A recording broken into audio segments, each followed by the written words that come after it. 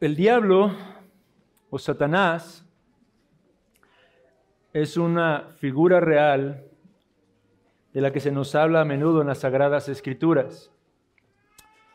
Desde el principio ha sido mentiroso y padre de mentiras, según las palabras de nuestro Señor Jesucristo en Juan capítulo 8.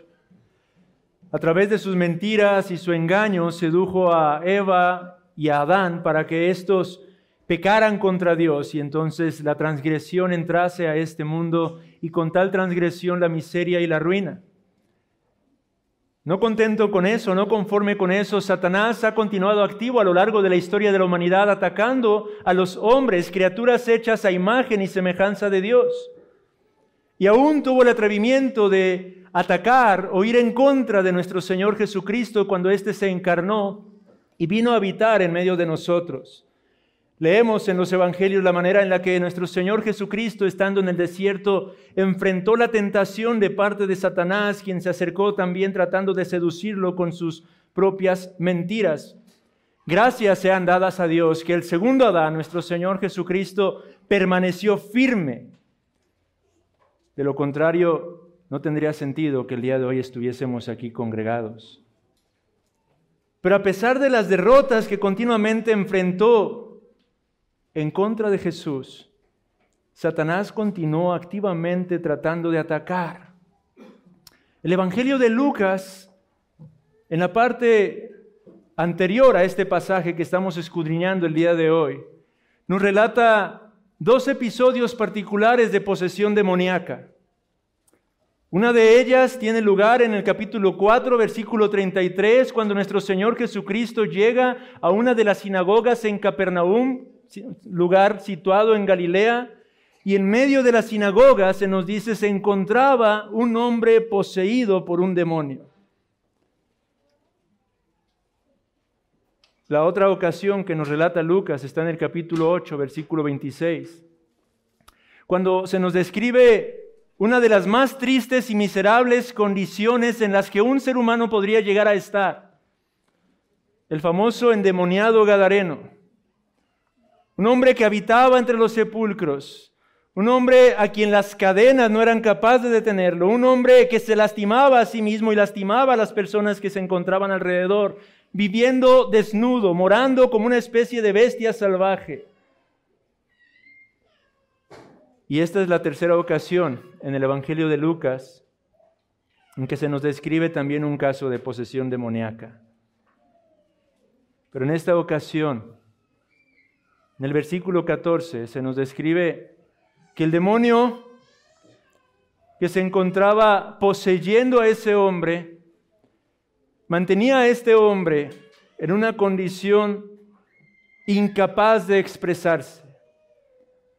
Se nos dice que aquel hombre no podía hablar, estaba mudo, incapaz de expresarse hacia su prójimo, incapaz de expresarse hacia con Dios, imposibilitado, piense en esto, de cumplir con el principal fin, con el principal propósito por el cual usted y yo fuimos creados, que es glorificar a Dios y disfrutar de Él para siempre. Este hombre no podía hablar a Dios, ni podía hablar con Dios.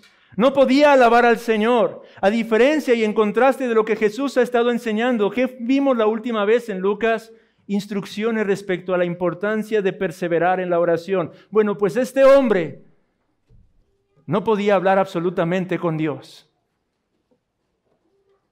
Estaba enmudecido. Y si lo pensamos por un momento, Satanás, aunque no sigue igualmente activo, poseyendo a una gran cantidad de personas a nuestro alrededor, sí sigue igualmente activo empleando las mismas estrategias. ¿Qué quiero decir con esto? Satanás ha logrado enmudecer a la humanidad. Satanás ha logrado provocar que muchos de los hombres que fueron diseñados para glorificar a su Dios nunca se dirijan a hablar con su Dios. Ha logrado que muchas de las personas nunca alaben a Dios. Ha logrado que muchas de las personas nunca usen sus lenguas para glorificar a su propio Creador, a su propio Hacedor.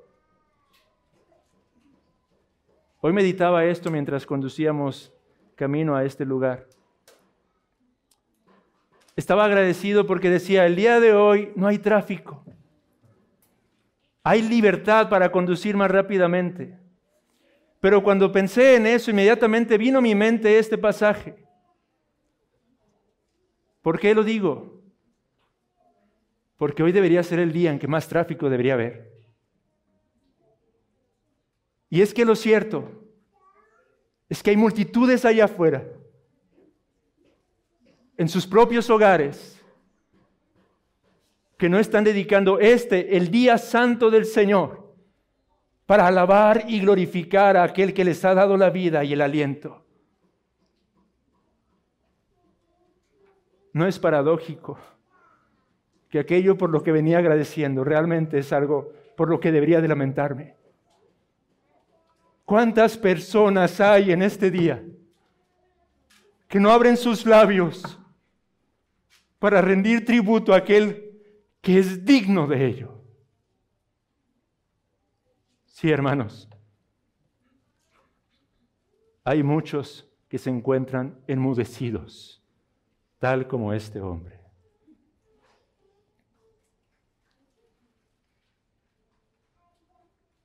Sin embargo, el versículo 14 nos dice que ese día cambió la vida de este hombre. Pues nuestro Señor Jesucristo llegó a su encuentro. Y con toda su autoridad, con todo su poder, expulsó a ese demonio. Y entonces el versículo 14 claramente nos dice, el mudo habló. Aquel hombre incapaz de expresarse pudo entonces hablar.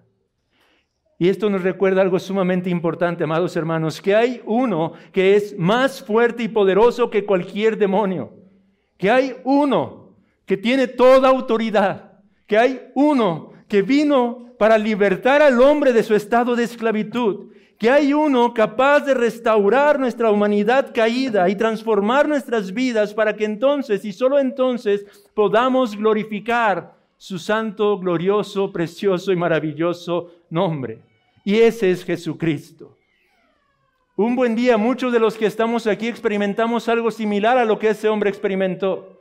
Un buen día, el Señor abrió nuestros labios y entonces pudimos publicar con nuestra boca su alabanza. La pregunta es si tú, amigo, que estás aquí, realmente has experimentado este glorioso obrar de nuestro Señor Jesucristo. Y el versículo 14, Lucas nos dice que como respuesta ante esa gloriosa obra efectuada en ese momento, la gente se maravilló. ¿Qué otra respuesta debería de haber ocurrido en esos momentos, hermanos? ¿Qué respuesta debería de haber de parte de nosotros si fuésemos testigos de un milagro como ese?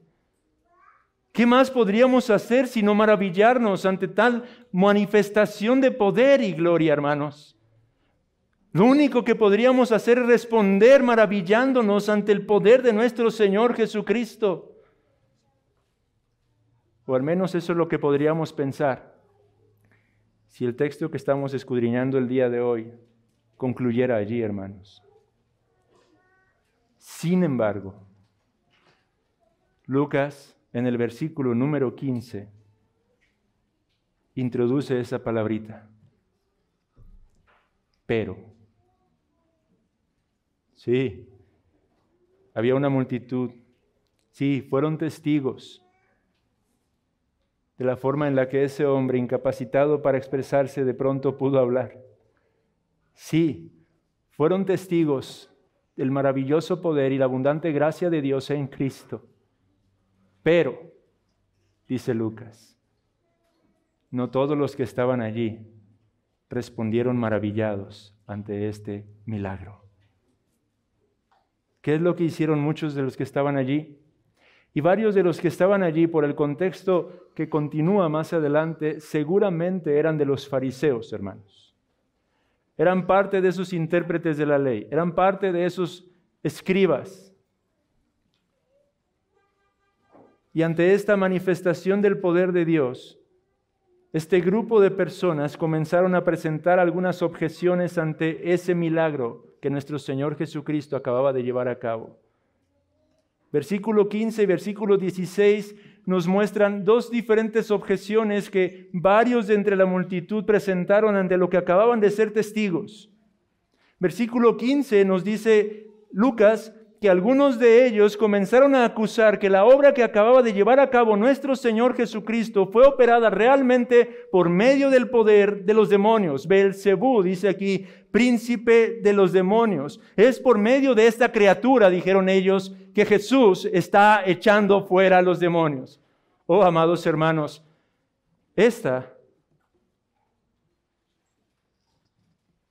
mejor dicho, fue uno de los más grandes insultos que se podrían haber hecho contra la persona de Jesucristo. Estas personas que estaban señalando esto, estaban así de cerca de caer en el juicio de Dios, cometiendo el pecado imperdonable. Se estaban atreviendo a señalar las cosas divinas como proveniendo de Satanás y de sus demonios. Un fuerte antagonismo es esta primera objeción que presentan a este milagro. Pero la segunda objeción en el versículo 16 corresponde a un necio escepticismo. Otros, dice el texto, para tentarle, le pedían señal del cielo. Señor, esto que acabas de hacer no es suficiente, queremos más. No podemos creer que tú seas el Mesías. Necesitamos que hagas otro tipo de milagros. No puede ser cierto que tú seas el Cristo que ha venido a rescatarnos. Sí, es cierto, acabamos de ver cómo expulsas a esos demonios, pero no es suficiente, queremos más pruebas de esta realidad. Esta segunda objeción, nuestro Señor Jesucristo la va a abordar más adelante, versículos 27 al 36, y lo veremos en otro sermón. Pero hoy quiero enfocarme en la primera objeción, que es lo primero que atiende nuestro Señor Jesucristo. La acusación de que lo que Él estaba haciendo era hecho por obra de los demonios. Pero antes de ver las tres respuestas que da nuestro Señor, los tres argumentos que presenta, quiero que simplemente meditemos un poco en esta cuestión. Estas dos objeciones, en realidad, no eran más que una especie de excusas para evadir la realidad de la condición en la que se encontraban estos hombres. Y es que a menudo, hermanos, vemos hoy en día en el mundo esta misma clase de excusas en medio de las personas. Cuando es proclamado el Evangelio, cuando es presentada la palabra de Dios, hay personas que rechazan que esta sea la palabra de Dios, que dicen que este es un mero libro escrito por hombres. Hay personas que dicen, yo no voy a creer en todo lo que está ahí hasta que Dios no me dé pruebas de su veracidad. Tales personas, amados hermanos, lo único que están haciendo es excusarse para seguir abrazando su pecado.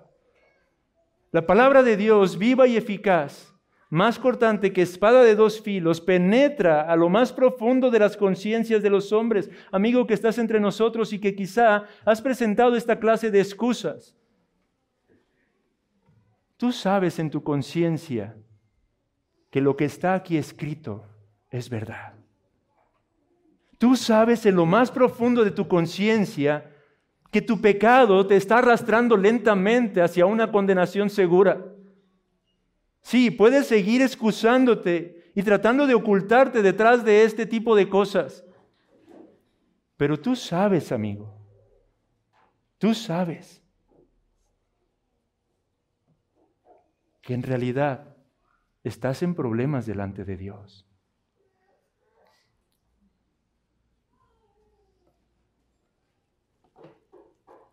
Deja de evadir la realidad de tu pecado.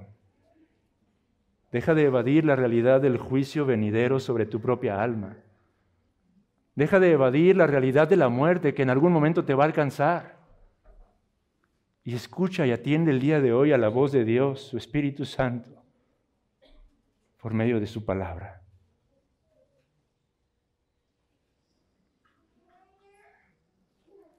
El primer argumento que nuestro Señor presenta en contra de estas objeciones, versículos 17 y 18, dice: mas Él, conociendo los pensamientos de ellos, les dijo: todo reino dividido contra sí mismo es asolado, y una casa dividida contra sí misma cae. Y si también Satanás está dividido contra sí mismo, ¿cómo permanecerá su reino?, pregunta el Señor. El primer argumento que presenta nuestro Señor Jesucristo es ilógico, dice. Lo que vosotros estáis señalando es algo completamente ilógico, dice el Señor Jesús.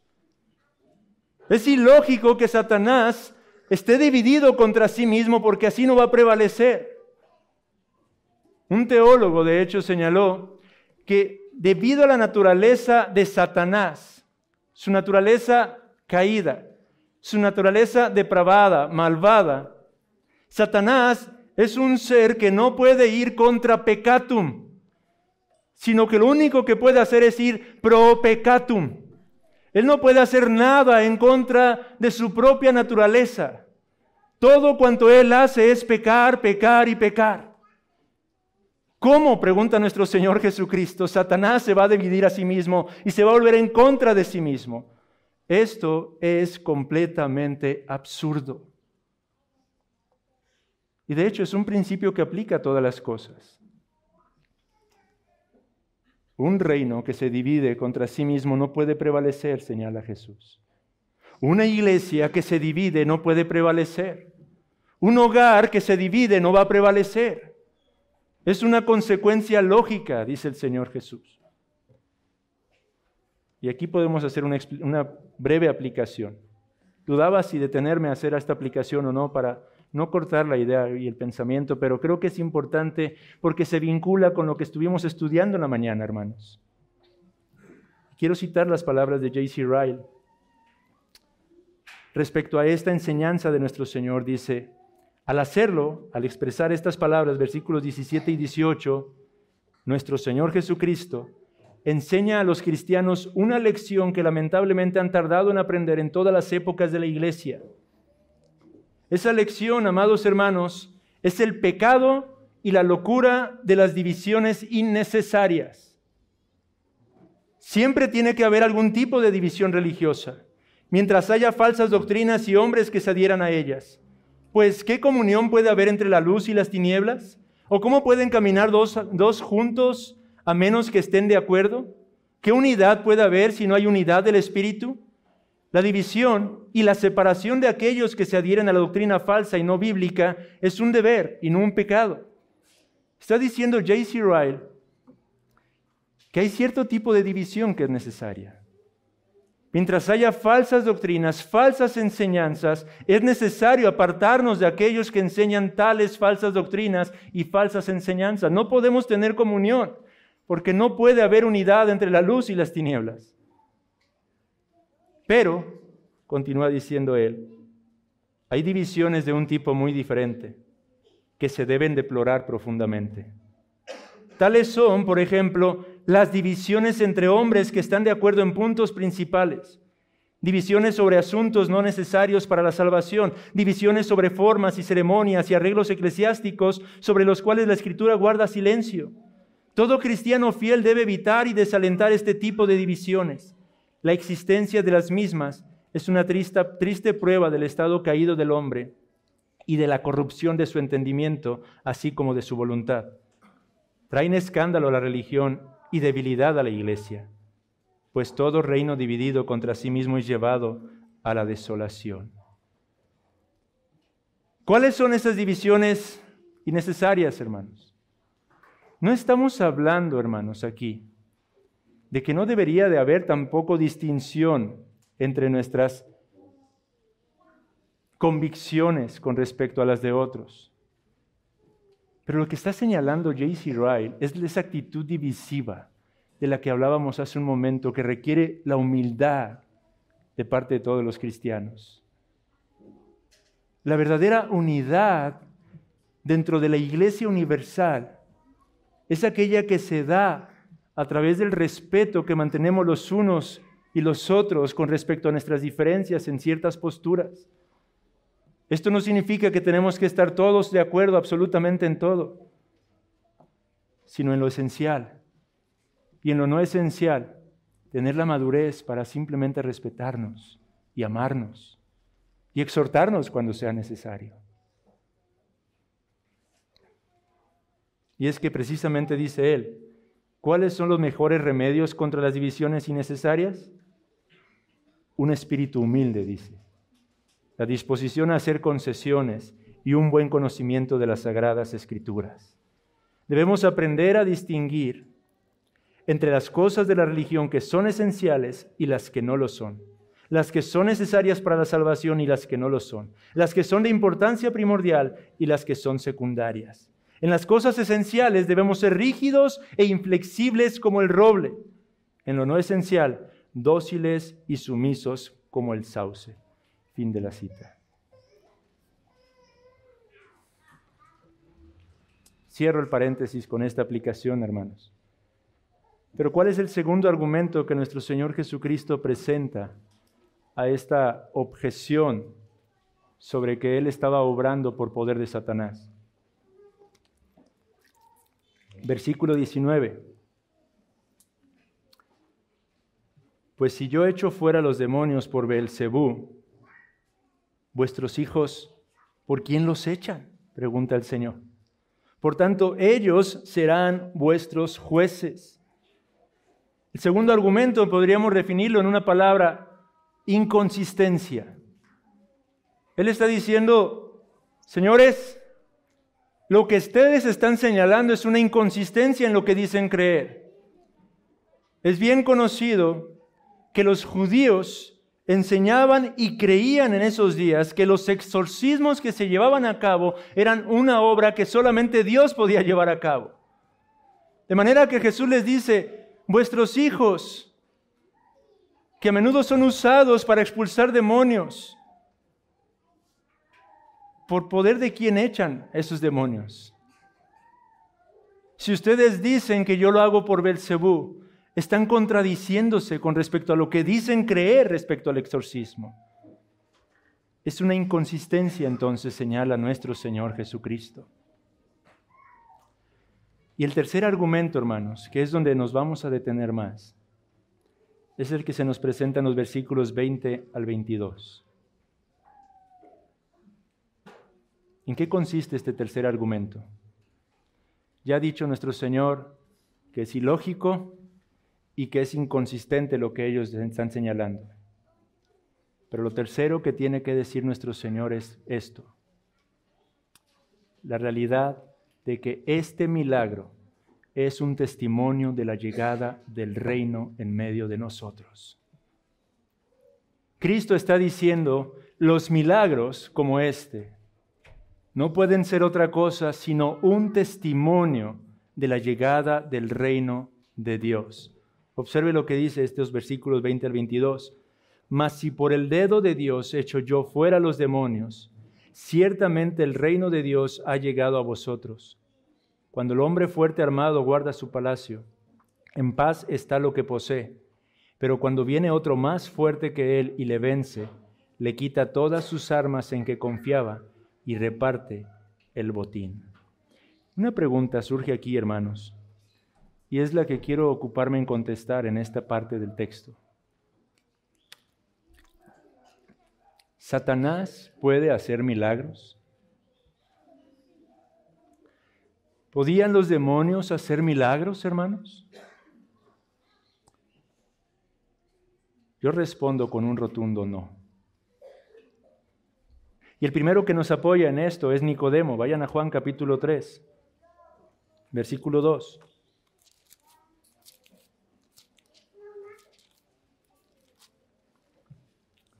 Nicodemo era un fariseo y va a buscar a Jesús de noche, según el contexto. Y cuando llega al encuentro con nuestro Señor Jesucristo, Él le dice: Rabí, sabemos que has venido de Dios como maestro. ¿Por qué? Porque nadie puede hacer estas señales que tú haces si no está ¿qué? Dios con él. Nicodemo está asegurándole aquí a nuestro Señor Jesucristo cuando se acerca: Señor, yo sé que tú vienes de Dios. Y es que estos milagros o señales, como comúnmente se le llaman en los pasajes del Nuevo Testamento, no pueden ser obrados por nadie más, sino por el poder del Dios Todopoderoso, valga la redundancia. Él está afirmando que lo que Jesús está haciendo es una obra que viene de Dios. Y es que Satanás, amados hermanos, no es Dios. Es una criatura, pero no es Dios. Satanás puede ser sumamente astuto, pero no es omnisciente. Satanás puede ser realmente muy poderoso, pero no es omnipotente y tampoco omnipresente. Satanás y sus demonios no son Dios. Solamente hay un Dios, el Dios vivo y verdadero, hermanos. Pero uno podría pensar en estos momentos, y aquí me apoyo mucho en un estudio del Dr. Sproul. ¿No dice la Escritura que Satanás haría señales y prodigios y milagros? Vayan a los Tesalonicenses, capítulo 2.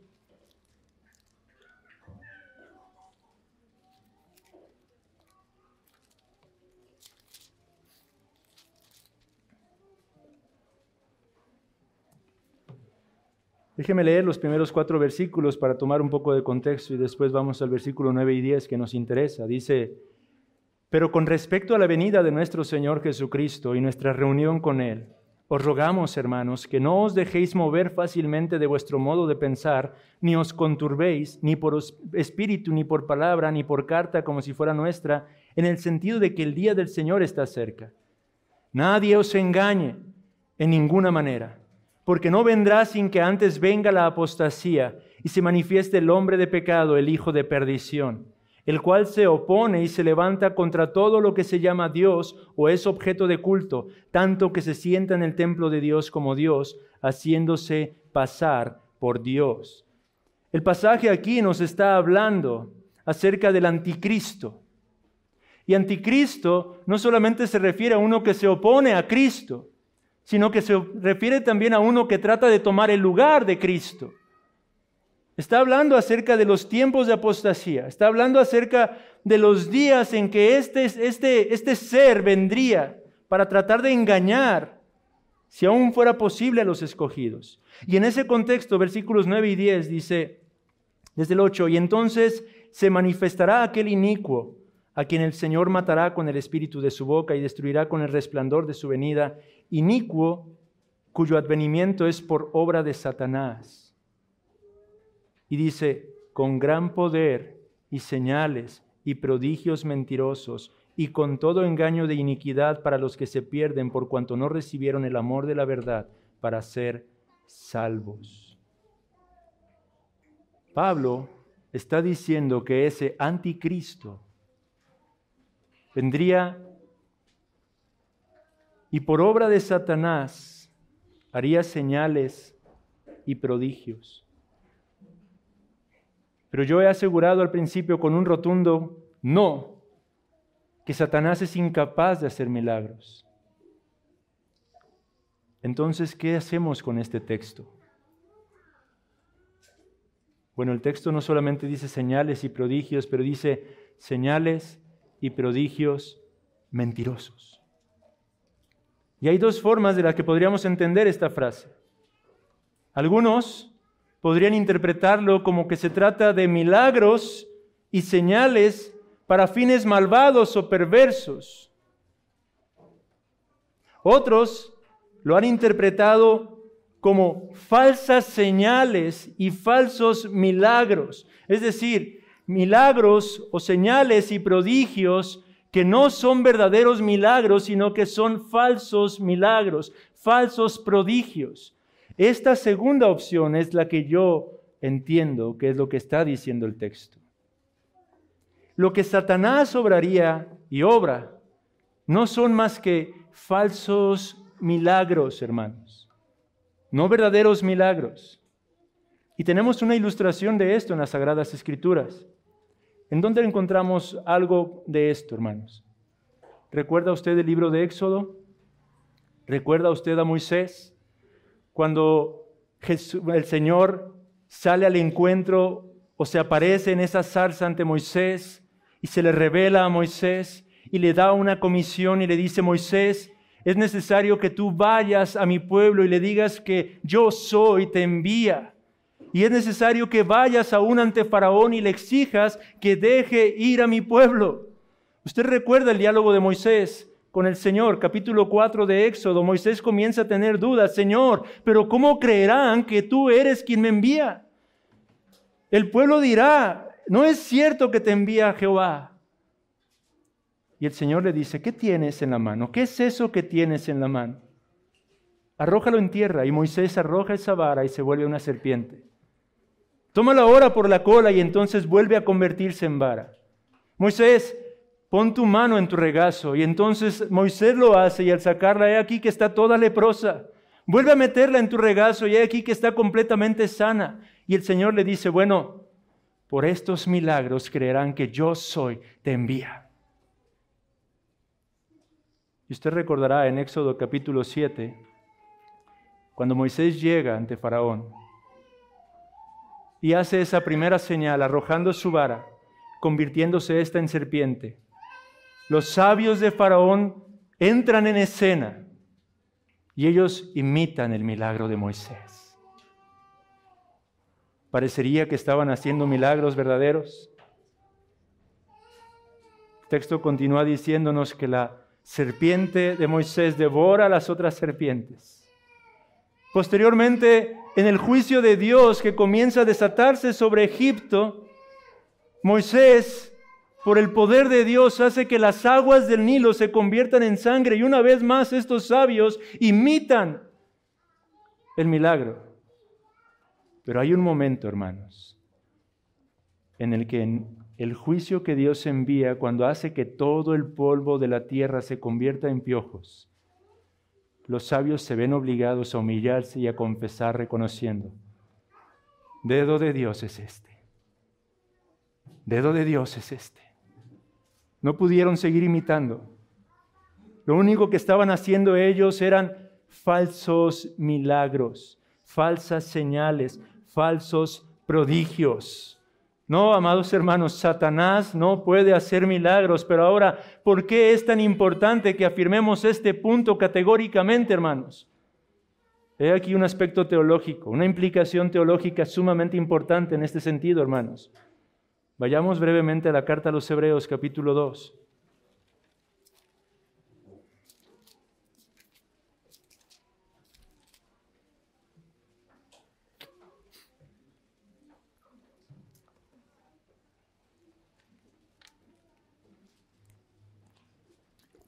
Versículos 1 al 3, el autor a los Hebreos escribió: por tanto, es necesario que con más diligencia atendamos a las cosas que hemos oído, no sea que nos deslicemos. Porque si la palabra dicha por medio de los ángeles fue firme, y toda transgresión y desobediencia recibió justa retribución, observe el versículo 3. ¿Cómo escaparemos nosotros si descuidamos una salvación tan grande? La cual, habiendo sido anunciada primeramente por el Señor, nos fue confirmada por los que oyeron. ¿Qué está diciendo aquí? El texto a los Hebreos lanza una pregunta retórica. El autor a los Hebreos está hablando de una salvación tan grande. Él no está hablando acerca de una forma de salvación. Él no está hablando acerca de un camino de salvación. Él no está hablando de una salvación insignificante. Él está hablando de una grande salvación. Y pregunta: ¿cómo escaparemos si nosotros descuidamos una salvación tan grande? Una salvación tan grande a que nos fue proclamada por medio de ¿quién? Del Señor primeramente, y confirmada por los que lo oyeron, es decir, sus apóstoles. Pero ¿cómo podemos confiar en la proclamación de este mensaje? Pregunta. Versículo 4. Testificando Dios juntamente con ellos. ¿Con qué? Con señales y prodigios y diversos milagros y repartimientos del Espíritu Santo según su voluntad. Hermanos, la veracidad de las Sagradas Escrituras, la veracidad del Evangelio, la veracidad acerca de la persona y obra de nuestro Señor Jesucristo fue autentificado por medio de señales, prodigios y diversos milagros. Si Satanás puede hacer milagros, verdaderos milagros, entonces lo que hizo Moisés no tiene absolutamente ningún valor delante de Faraón. Entonces lo que estaba haciendo nuestro Señor Jesucristo no tiene ningún valor, no tiene ninguna clase de veracidad. Lo que predicaron los apóstoles tampoco sería digno de confianza. Pero esos prodigios, esas señales y esos milagros respaldaban y autentificaban todo lo que cada uno de ellos hicieron, hermanos. ¿Puede ver usted el punto aquí, hermano? ¿Puede usted ver las implicaciones de señalar que Satanás es capaz de hacer milagros? ¿En dónde entonces podríamos tener puesta nuestra confianza si esto fuera así? ¿Cómo podríamos estar seguros de que esta es la palabra inerrante, inspirada por el Dios vivo y verdadero? Dios hizo uso de esos milagros y prodigios para comprobar, para probar que Jesús es quien dijo que era, el glorioso y eterno Hijo de Dios. Esos señales, esos milagros, hermanos, esos prodigios, eran una evidencia entonces de que Jesucristo realmente era quien decía ser y que el reino de Dios había llegado. Por eso es que Jesús, regresando a Lucas capítulo 11, dice, si por el dedo de Dios hecho yo fuera los demonios, entonces el reino de Dios ha llegado a vosotros. Él es el hombre fuerte, o el hombre más fuerte. Sí, hermanos, Satanás es poderoso, más poderoso que cualquiera de los que estamos aquí reunidos, hermanos, pero no más poderoso que Cristo. Él tiene un poder limitado. Cristo.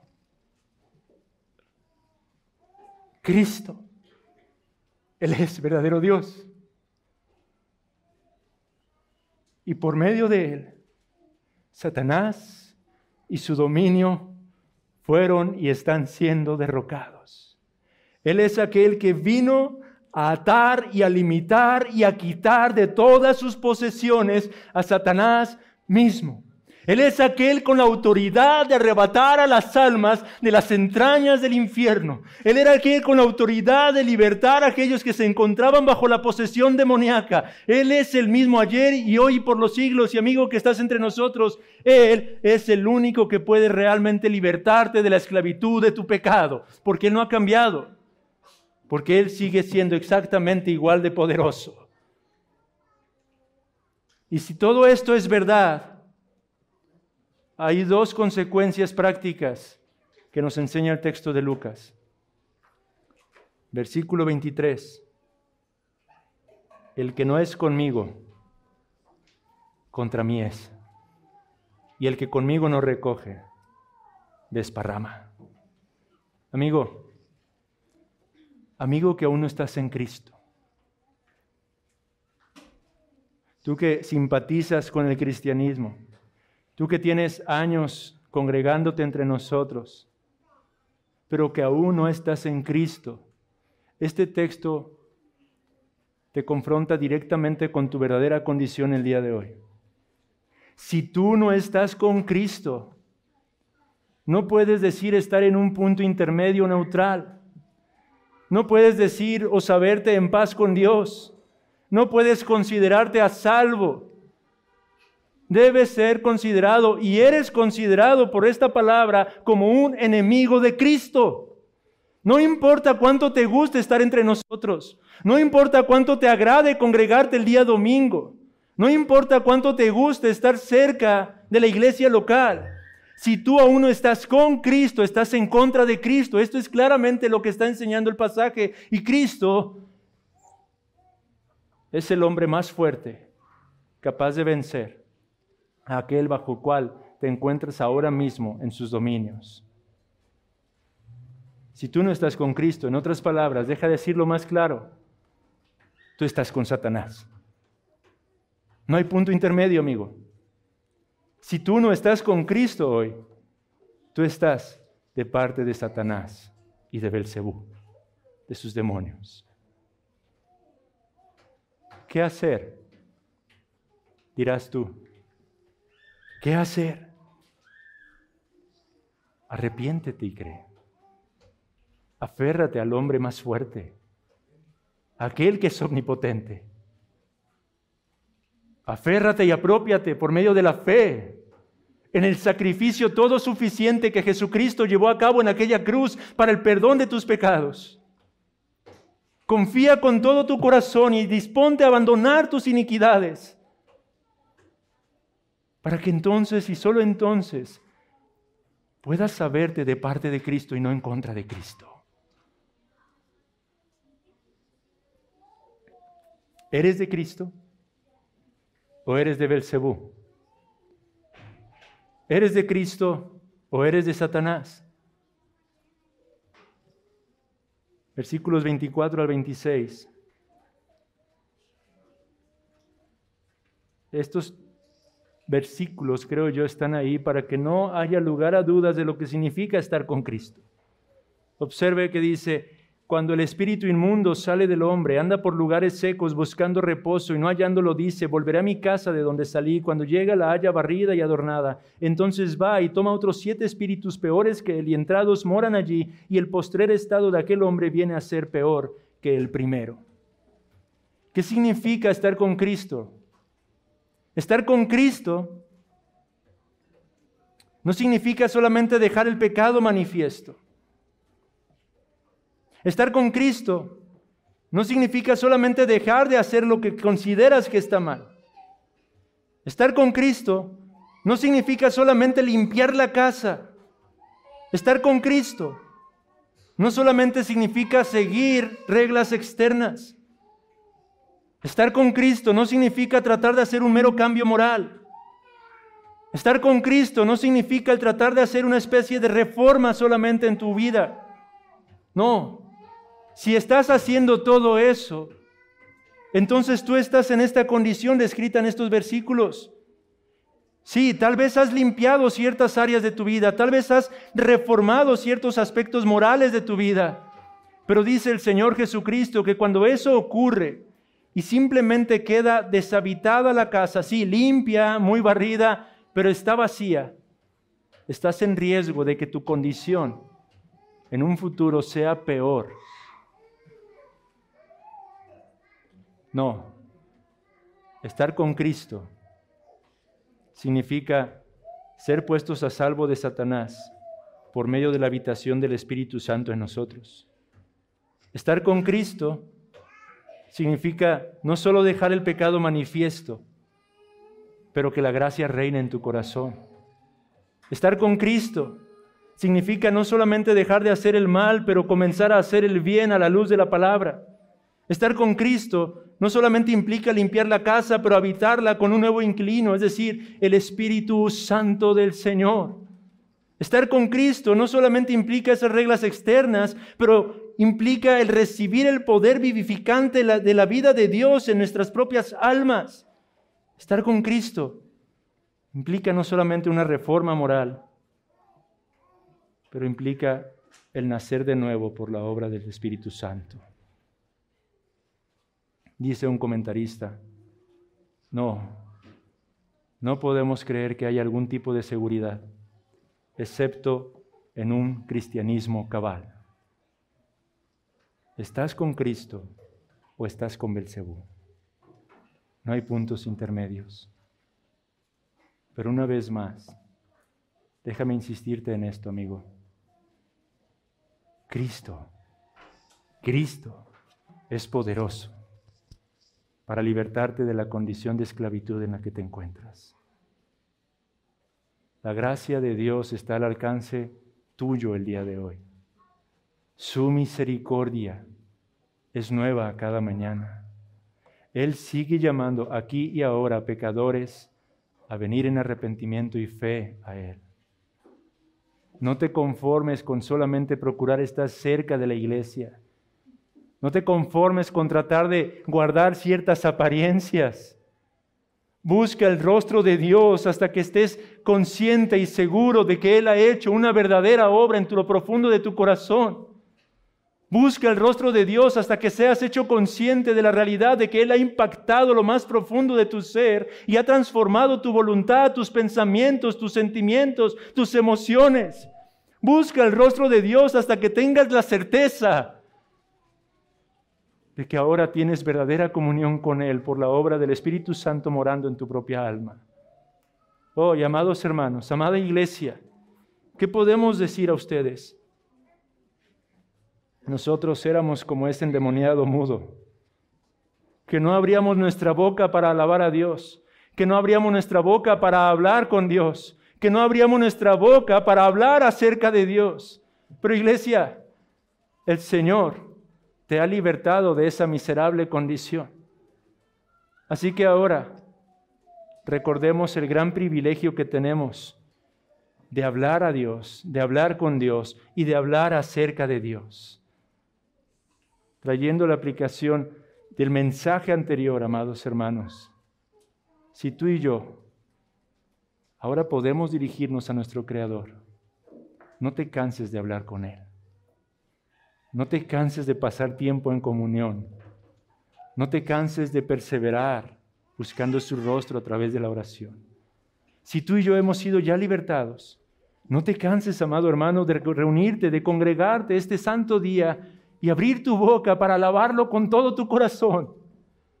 Oh, que el Señor nos conceda el día de hoy, en su gracia, el recordar la miserable situación en la que estábamos antes de que Cristo viniera a nuestras vidas y el gran privilegio del que gozamos en el día de hoy. Quiera el Señor ayudarnos por su Espíritu Santo a glorificar a nuestro Creador, porque Él es digno. Vamos a orar para concluir.